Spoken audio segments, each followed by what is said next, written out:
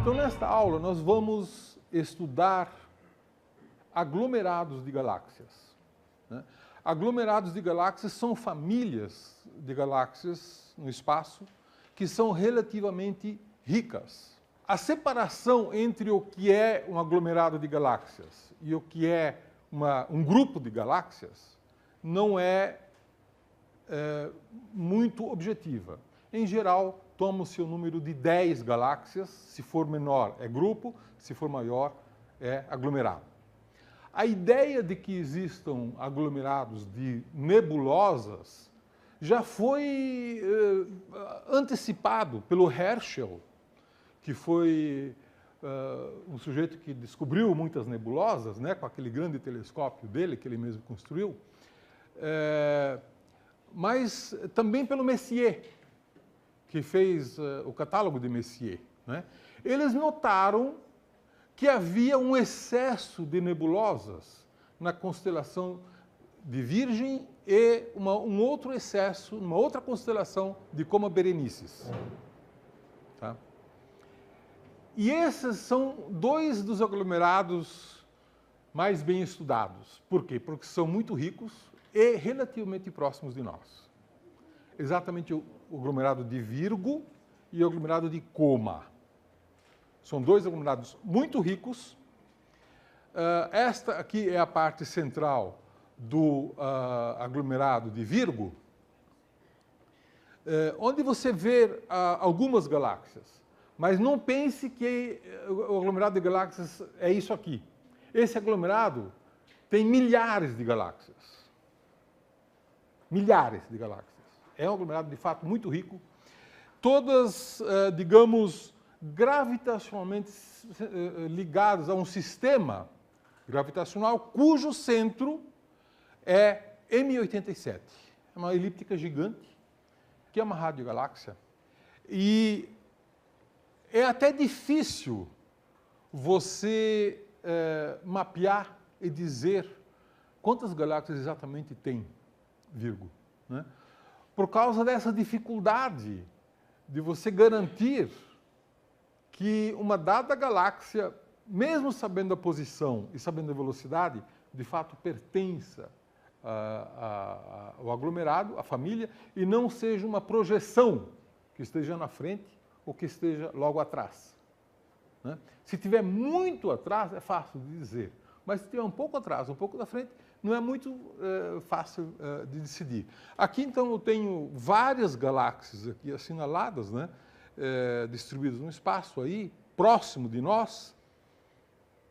Próximo de nós significa algo como 50 a 60 milhões de anos-luz. É o aglomerado rico de galáxias mais próximo de nós, certo? Existe um outro que está a uma distância bem maior e que é Coma. Essa aqui tem dezenas de milhares de galáxias. Tá? Repito, dezenas de milhares de galáxias. Tá certo? Cerca de 2.000 galáxias relativamente luminosas, brilhantes. Mas quando você usa uma tecnologia mais sofisticada e vai mais fundo, você vê muito, muito mais galáxias. Então chega a dezenas de milhares, né? E esse aglomerado de Coma tem duas galáxias dominantes, não uma, como no caso de Virgo. Aqui você tem duas galáxias elípticas que, digamos, fazem o papel do centro do sistema. Esse foi o aglomerado que o Fritz Zwicky, na década de 1930, usou para estudar a massa do sistema. O que ele fez? Ele pegou as velocidades típicas das galáxias e viu que, a partir das velocidades típicas das galáxias, ele podia inferir uma certa massa dinâmica. E quando ele viu a total de estrelas contidas nas galáxias, somando a massa de todas elas, ele percebeu que a massa dinâmica era muito maior do que a massa das galáxias. Isso foi feito com este aglomerado, e ele passou a se chamar, então, a essa discrepância de a massa faltante, né? Hoje nós chamamos de massa escura, né? mas isso é conhecido pelo estudo desse aglomerado a partir da década de 1930. Pergunta. A pergunta é onde está o centro de massa dessas galáxias? Para saber isso com certeza, só olhando as galáxias, você teria que fazer uma estatística envolvendo um grande número de galáxias e ver se de fato o centro de massa do conjunto como um todo coincide com o centro das duas galáxias. Mas existe uma outra maneira de fazer. E essa outra maneira é muito interessante.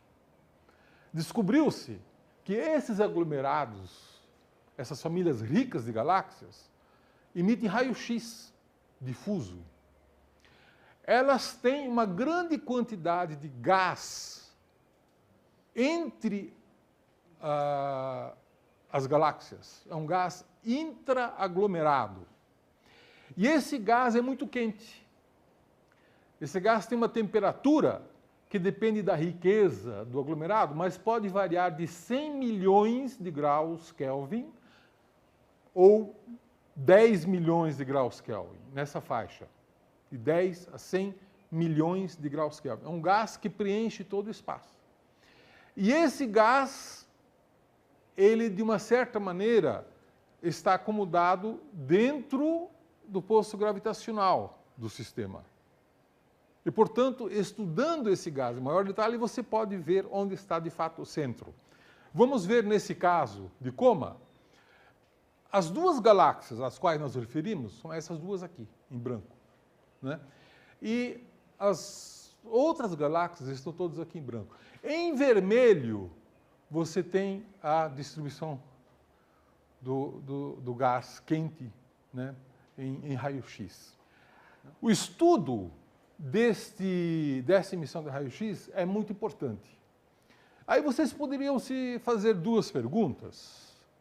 A primeira é como é que você sabe que a temperatura desse gás é de 10 a 100 milhões de graus Kelvin?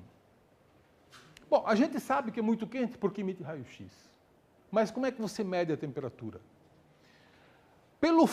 Pela energia dos fótons de raio-x, né, você percebe que esse gás sempre tem uma faixa de energias de fótons.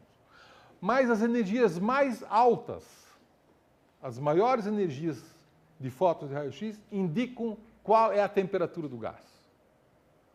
Essa é uma descrição relativamente simples, né? Mas é possível fazer medidas muito precisas e determinar de uma forma muito precisa o valor da temperatura, desta maneira, a partir do conhecimento da energia dos fótons de raio-x. A outra pergunta é um pouquinho mais complicada. Por que esse gás é tão quente? Por que esse gás é tão quente que chega a uma temperatura de 10 a 100 milhões de graus Kelvin, a ponto de emitir raio-x? E a resposta é extremamente simples. É tão simples que vocês precisam pensar um pouquinho para acreditar nela. Mas as galáxias se movimentam, umas com relação às outras, a grandes velocidades. O que é uma grande velocidade? 2.000 km por segundo. Essas galáxias se movimentam, digamos, de uma maneira aleatória, dentro do poço gravitacional do sistema, do aglomerado como um todo. 2.000 km por segundo. Ora, essas galáxias, elas contêm gás, e esse gás é desprendido, então os prótons acabam se desprendendo e preenchendo, de uma certa maneira, o espaço interaglomerado. Tá certo? Qual é a velocidade desses prótons? 2.000 km por segundo. Certo? Quando esses prótons, a essa velocidade, encontram um elétron, a uma velocidade muito diferente, eles vão emitir um fóton de raio-x, que corresponde à temperatura de um gás cujas partículas se movem a 2.000 km por segundo, que é da ordem de 100 milhões de graus. Então, são as próprias galáxias, e o movimento das galáxias, uma com relação à outra, que induz essa energia no gás intraaglomerado e faz esse gás aparecer tão quente. Tá certo? É muito simples vocês fazerem essas contas. Basta você saber que você tem prótons se movendo a velocidade de 2.000 km por segundo e você pode calcular as consequências disso. Por exemplo, calcular a temperatura a que isso corresponde. Né? Sim. A pergunta é, você tem um aglomerado desse tipo? Suponha que você tenha uma galáxia elíptica passando por esse gás. Ora, uma galáxia elíptica é composta essencialmente de estrelas. As estrelas não vão sentir o gás. Então, nada muito dramático vai acontecer. E se for uma galáxia espiral? Com gás? O gás de uma galáxia espiral vai sentir uma onda de choque e pode varrer, o gás quente pode varrer o gás que está no disco da galáxia espiral. E, eventualmente, transformar essa galáxia numa galáxia S0, que é uma espiral sem gás. Aparentemente, no aglomerado de Virgo, é o que está acontecendo nessa galáxia aqui. Aparentemente está acontecendo isso. Essa galáxia está entrando provavelmente no aglomerado e o seu gás está sendo expulso. Tá? Então, seria uma das maneiras de você fazer uma transmutação de tipos morfológicos, né, de uma galáxia espiral perdendo o seu gás. Pois não. Pode ocorrer formação. Não se formará estrelas, por quê? Porque o gás é muito quente. Né? Esse gás, ele não se condensa. Havia toda uma teoria sobre que no centro do aglomerado, pelo fato de ter um gás mais denso, ele se resfriaria com muita eficiência. Então, haveria o que em inglês é chamado de cooling flow, o fluxo de resfriamento. E aí deveria se observar a formação de estrelas. Porque é um lugar onde, digamos assim, se acumularia uma grande quantidade de gás frio. E agora, com gás frio, você poderia formar estrelas. Só que isso nunca foi observado, por alguma razão que nós vamos estudar daqui a pouco. Tá? Mas, é bom notarem que este gás não é um detalhe de um aglomerado. O que vocês acham que tem mais massa? No caso, vamos dizer, de coma. Milhares de galáxias ou o gás que está emitindo raio-x? As galáxias têm 5% da massa. O gás que emite raio-x tem 15% da massa. E 80% a gente não sabe o que é. E por isso que a gente chama de matéria escura. Tá certo? Há mais massa sob forma de gás quente do que sob forma de galáxias. Tá? Então, isso é um ponto importante de a gente se lembrar. Não é apenas um detalhe. Né? Um outro ponto importante, como nós vamos ver daqui a pouco, é que essa emissão desse gás quente pode ser uma ferramenta muito útil para a gente estudar detalhes dos aglomerados. Né? Que aglomerados? Quantos aglomerados são? Como estão distribuídos? São perguntas interessantes. Parece muito simples a gente responder essa questão, porque nós olhamos o aglomerado de Virgo, olhamos o aglomerado de Coma e parece fácil. Parece fácil porque esses aglomerados são muito ricos e muito próximos. Quando esses aglomerados ficam distantes, fica difícil reconhecer o que é uma galáxia e distinguir uma galáxia de uma estrela, por exemplo. Né? E teve um sujeito chamado Abel, né, George Abel, né, que publicou, então, um catálogo de aglomerados ricos de galáxias.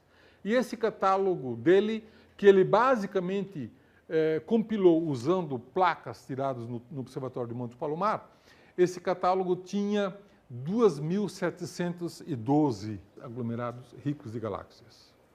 Posteriormente, o próprio Abel e alguns colaboradores estenderam esse catálogo para o sul e, no ano de 1989, publicaram, então, uma extensão com mais 1.361 aglomerados ricos de galáxias. Então, o total do aglomerado do catálogo de Abel contém 4.073 aglomerados ricos de galáxias. Mas esse catálogo de Abel, né, com essas 4.000 aglomerados, é mais ou menos completo até redshift 0,2, quer dizer, é um volume muito grande de universo, né? Digamos, 1 bilhão de anos-luz. Praticamente descobriram todos os aglomerados. Porque apesar de não ser tão fácil você dizer o que é um aglomerado e o que não é, mas quando você tem 1.000 galáxias gravitacionalmente vinculadas, um olho bem treinado é capaz de enxergá-las a uma grande distância, né? Então, por isso que pôde-se fazer esse catálogo completo, né, com tantos aglomerados. E o Abel, e do Abel vem o termo A1557, que é o nome que se dá a um aglomerado. A alguma coisa, um número. É o número do catálogo dele. O A vem de Abel. Vocês verão daqui a pouco vários As, né? E ele fez uma classificação de riqueza. Então, ele chamou de grupo zero,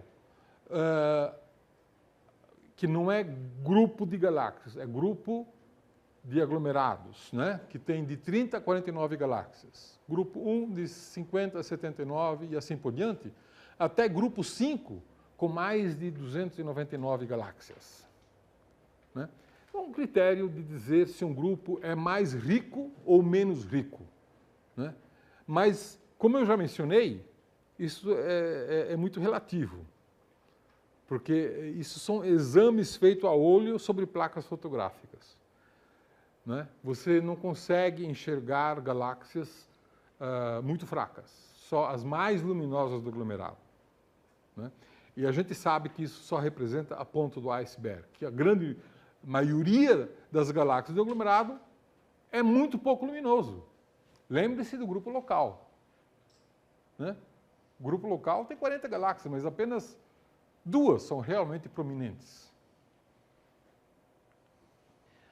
Aqui nós temos uma emissão de raio-x de um outro aglomerado, Abel 2142,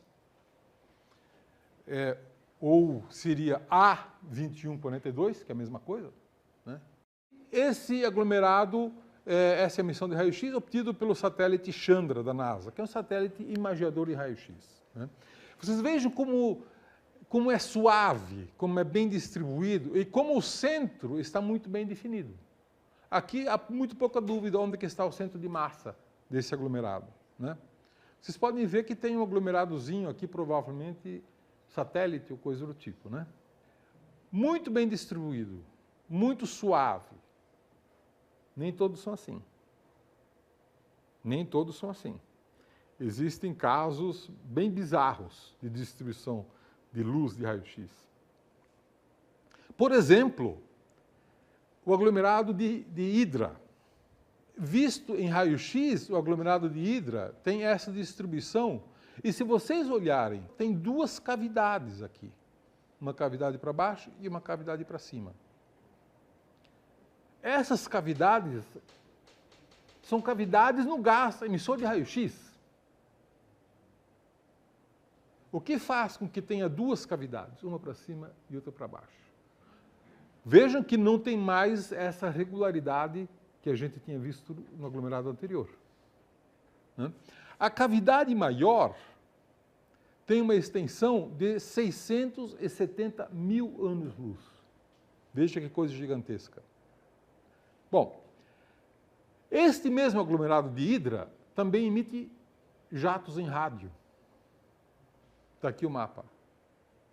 Lá no centro, você tem um quasar, bem no centro, que emite jatos para cima e depois essas duas grandes bolhas. Não é por acaso que as cavidades que a gente viu aqui estão mais ou menos alinhadas com esses jatos em rádio. E vocês vão ficar mais convencidos disso quando a gente superpuser uma imagem sobre a outra. Assim. Em vermelho está a emissão rádio, em azul a emissão de raio-x. Vocês vejam que a emissão rádio coincide exatamente com as cavidades de raio-x. Não é interessante?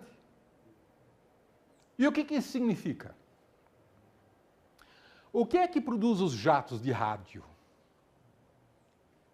São partículas relativísticas, partículas que se movem com uma velocidade próxima da velocidade da luz. Né? Então, notem que esse quasar que está aqui no centro está emitindo uma grande quantidade de gás, partículas, com muita energia cinética. E essa energia cinética está escavando essas cavidades do gás dentro do aglomerado. Está expulsando esse gás quente e cavando uma cavidade. Isto tem consequências muito importantes, como, por exemplo, a questão de se pode formar estrelas, esse gás pode formar estrelas, pelo fluxo de esfriamento no centro. A resposta é não, porque nunca foi observado. Mas por que nunca foi observado? Seria lógico de se esperar. Porque esse gás quente nunca chega no centro. Ele é expulso pelo quasar, pelo buraco negro. Ele é jogado para fora, pela atividade do buraco negro. Né? E aqui vocês estão assistindo, vocês estão testemunhando que as duas coisas estão correlacionadas. Exatamente nesse aglomerado de Hidra. Tá certo? As cavidades de gás quente do aglomerado coincidem com os jatos de elétrons relativísticos. Tá certo? Que emitem rádio, mas não emitem raio-x. Tá? Isto é uma curiosidade ou será que isso a gente vê em mais aglomerados de galáxias? Olha aqui. Não é o mesmo aglomerado. É muito parecido. Não é o mesmo. Esse aglomerado se chama MS0735. MS não é, ele foi descoberto posteriormente ao aglomerado de Abel. Ele não tem um A na frente. Tá? Mas vocês vejam que a emissão de rádio está associado com essa galáxia gigante elíptica central, certamente vindo do seu buraco negro gigante, né? E emitindo nessa direção. Mas provavelmente no passado a direção era outra. O que mostra que esse jato, de alguma maneira, está se movendo, talvez precessionando. Né? A máquina central, o disco central, talvez esteja produzindo algum movimento de bambolê. E você assiste os efeitos dele aqui a essa distância. Né? Mas é importante ver que esta associação de jatos com cavidades em aglomerados ricos de galáxias não é um caso raro, ele é bastante comum. E foi descoberto recentemente porque exige observações muito cuidadosas em raio-x. Né?